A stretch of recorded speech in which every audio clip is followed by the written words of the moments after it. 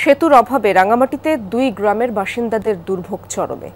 নিজেরা চাঁদা তুলে নদীতে কাঠের সেতু বানিয়ে চলছে ঝুঁকিপূর্ণ পারাপার।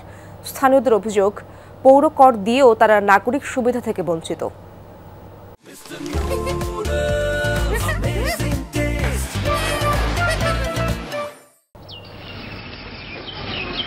পারাপারের জন্য নদীর উপর কাঠের এই সেতু বানিয়েছেন রাঙ্গামাটি পৌরসভার 9 নম্বর ওয়ার্ডের বিজয়নগর ও ভালেদি এলাকার বাসিন্দারা। পাটাতন ভাঙায় এটিও ঝুঁকিপূর্ণ। দুর্ঘটনা ঘটলে চাঁদা তুলে আবার মেরামত করেন।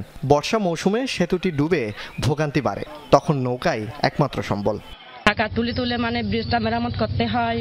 এখন যদি ব্রিজটা হয় আমাদের খুব সুবিধা হবে। বৃদ্ধ এবং ছোট ছোট শিক্ষার্থী এদেরও খুব কষ্ট হয়ে যায়। প্রতি বছর আমরা এই প্রতিবেশী মিলে মেরামত করতে হয়। অ্যাপ্লিকেশন করছিলাম আর কি।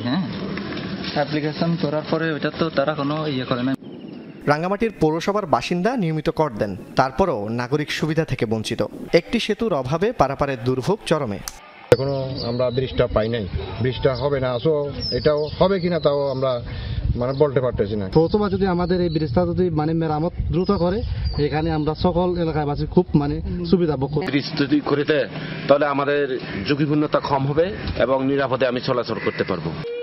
রাঙ্গামাটি পৌরসভা, পার্বত্য জেলা পরিষদ, পার্বত্য চট্টগ্রাম উন্নয়ন বোর্ডের কাছে স্থানীয়রা বারবার দাবি জানালেও সেতু নির্মাণে নেই কোনো উদ্যোগ। আমাদের মাসিক সভায় আলোচনা করব, এর বাইরে সংশ্লিষ্ট যে ডিপার্টমেন্টগুলো আছে তাদের সাথেও কথা বলবো, যাতে বিষয়টা দ্রুত সুরাহা হয়। আমাদের মূল উদ্দেশ্য নাগরিকদের ভোগান্তি লাঘব করা, এবং পৌরসভার পক্ষ থেকে এটা আমরা চালিয়ে যাব। জনদুর্ভোগ লাঘবে দ্রুত প্রকল্প গ্রহণ ও বাস্তবায়নের দাবি জানান ভুক্তভোগীরা। জুবাইর ইবনে শাহাদাত, যমুনা নিউজ।